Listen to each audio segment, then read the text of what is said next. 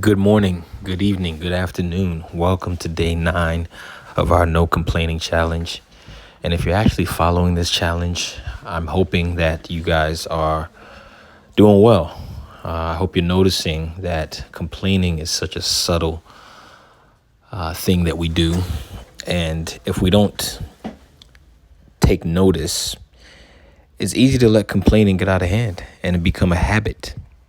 And so today in our day 9, I want to talk to you about a hard truth that we sometimes don't want to confront. And it comes back to our wants and our desires and our standards. I believe that our standards define what type of life that we have. And there's a saying, you don't get what you wish for, what you want, you get what you tolerate. And I think we all like to believe that our lives are somehow defined by our goals, our dreams, our ambitions, our desires. You know, we get these New Year's resolutions and, pray for these breakthroughs. But the brutal reality is you're not going to rise to the level of your goals. You typically will fall to the level of your standards and your systems. And systems apply to personal and business.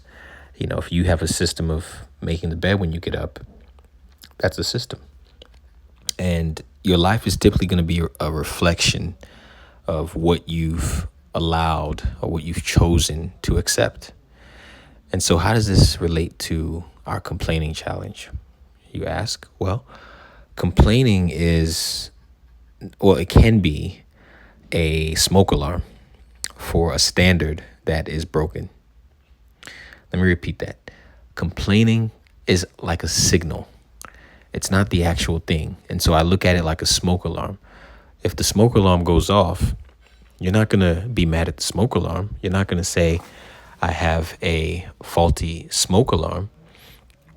You are going to find out where the smoke is coming from. And it could be a burnt pan, burnt pot. And so complaining is a smoke alarm for something that we've allowed to go beneath our standard. And so every time we complain, we're acknowledging that there's something missing. There's a gap between where we want to be and where we are, between who we know we can be, our current reality, and our expectations. And instead of raising our personal execution to bridge that gap, what complaining does is it acts as an emotional release. Okay, we talked about this a few days ago. It relieves the pressure. And what is that pressure? The pressure of accountability, the pressure of meeting a demand. And it allows you to stay exactly as you are, unchanged, while you continue to blame everything else outside of you. You see, when you complain, your focus is outside. Okay. Now, when you set standards, your focus is inside. Standards are different than desires and wishes, and they're not goals. A goal is something that you wish you can achieve in the future, but a standard is non-negotiable. It's a line in the sand, essentially, that you say to yourself, I'm not crossing that line no matter what. And when your standards change, your choices change. And when your choices change, now your focus has shifted.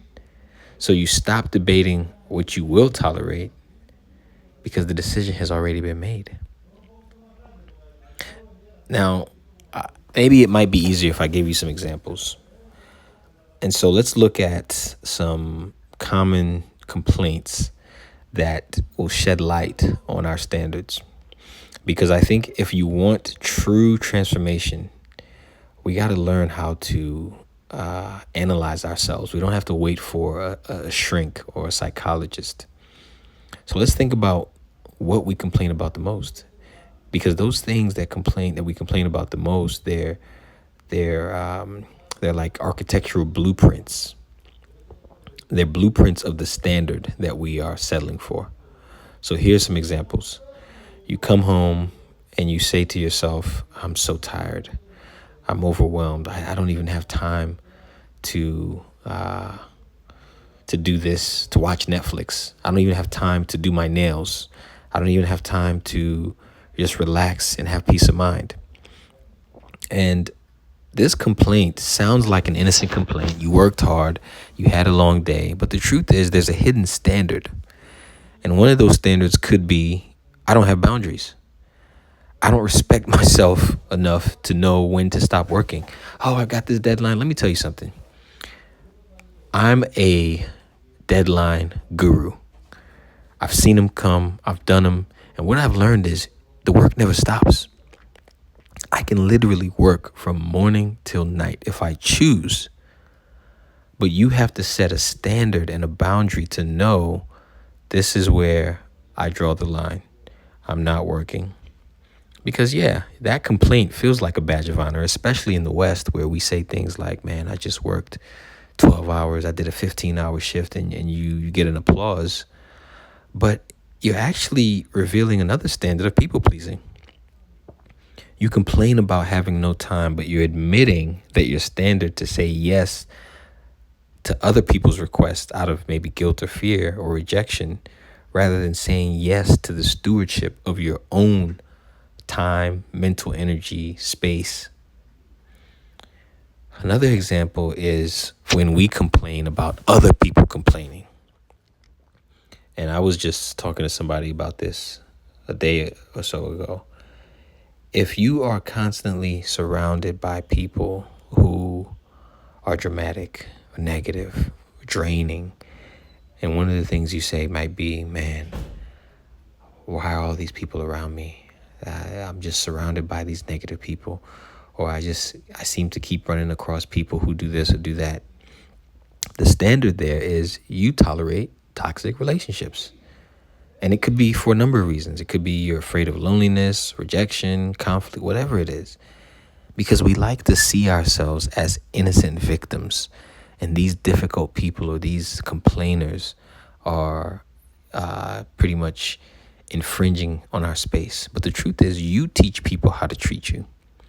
And you choose who you allow in your space. So complaining about other people being dramatic, it reveals that your standard for companionship or your standard for friends or whatever is low. It's almost, in a sense, you feel it's more important to have people around you than to have quality people around you. You prioritize proximity over alignment.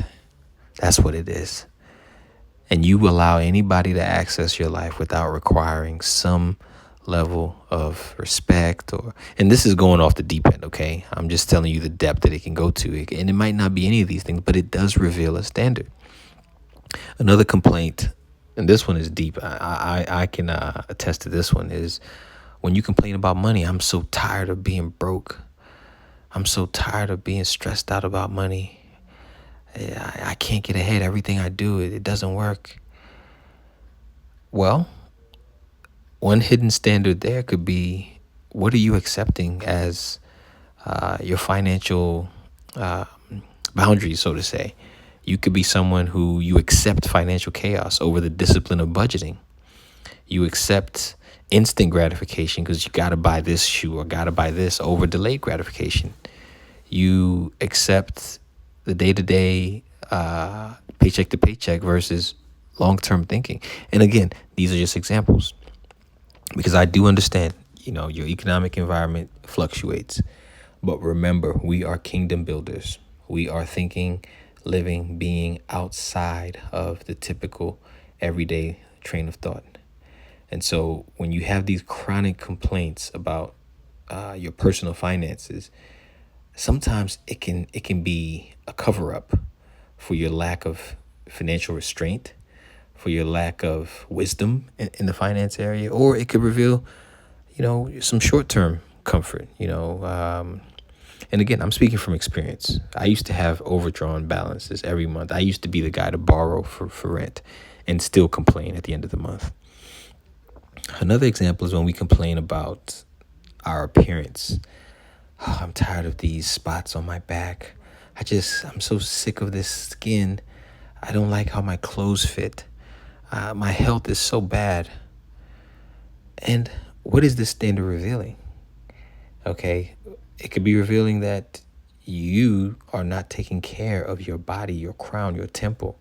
Your temporary cravings and convenience matter more than your physical vitality. You may be somebody who values certain foods that aren't helping you because you're not willing to let go of that pizza or that ice cream. Because when we complain about our bodies, we're treating our health like some type of random lottery. And there are some sicknesses that are unpreventable.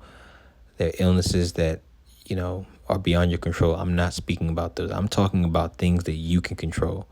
Your health, okay? Your weight, your clothes, okay? When you keep complaining about your fitness, what is it revealing? Okay? Are you choosing comfort over nourishment? Okay? The last thing is the complaining, the subtle complaining when we gotta look for some type of pat on the back. I just cleaned up. Nobody even noticed it. I work so hard and I don't get any recognition. I don't get credit or opportunities. I've been there at this job for so many years and they keep passing me up. I'm going to tell you, as a guy who employs a bunch of people, there is no such thing as you being there for so long and then passing you up. What there is such a thing is sometimes we think we're bringing more value than we really are, or we haven't demonstrated our value. But what I've seen, typically, especially in business, whenever you demonstrate value, it's rewarded. Now, if you're demonstrating value and you can qualify that value, and it's not being rewarded, then it may be time to go, but it's better than complaining. Okay. And that complaining, it exposes an identity that's almost built on resentment. It reveals the standard that you allow yourself to play the victim of an unfair system rather than, taking ownership of your career or your business or your relationship. So if your standard was excellence for the sake of God, then you don't need any human applause. That wouldn't derail your execution. You don't need somebody to come give you a slap on the back. So how does this all tie into our spiritual bodies and our spiritual viewpoint? So there's some interesting characters in the Bible that had strong standards. And I think about Daniel. I encourage you guys to read Daniel. Daniel made a pact that he would not eat anything that came from the king. And it reminds me, I just heard about the World Cup. I think it was Norway. They're importing all their food. That's a level of standard. Okay, you have a standard so high that you're not willing to eat this junk that they feed people in America. You rather import your own food from risk from being sick or affecting your performance. And that's what Daniel did. Daniel had a predetermined standard of holiness. And when your standards are anchored in God, your decisions, they flow. You make decisions before the temptation or, the trial even shows up, because you already know this is my standard. If your standard is I'm someone who doesn't drink, you don't have to wait to go to a bar to know that you're not going to drink. It's already made up. And in Romans, we're told to not conform to this world, but be transformed by the renewal of our mind. So the challenge for today is to shift that inquiry. Whenever you catch yourself complaining, stop.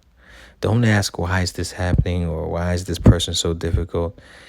That is victim language. Instead, let's ask some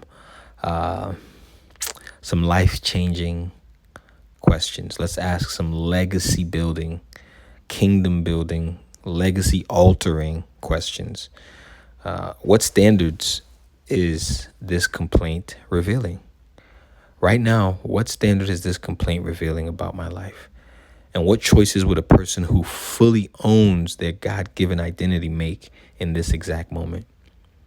I'm getting ready to complain about, and this happened to me this morning. I'm getting ready to complain about one of my staff, and I just realized, wait a minute, why am I complaining? I can take full ownership of this situation. And so finally, guys, I do have some questions that I wrote down, some reflection questions. And they go in line with the things that I just said. So number one, let me get this. What have I been tolerating in my relationships, in my health, in my finances, or my spiritual life that no longer align with who God has called me to be? I hope you guys take these questions serious. When you really think about them, they can alter the day, alter the shape of your life. And I'll ask again, what have I been tolerating that no longer aligns with who God has called me to be? Or maybe who have I been tolerating? Okay, where have you lowered your standards and used complaining as like a smoke screen to cover up your lack of discipline, to cover up your excuse making? And what is just one area, one concrete, one non-negotiable that you can build today? Just one. What is one standard?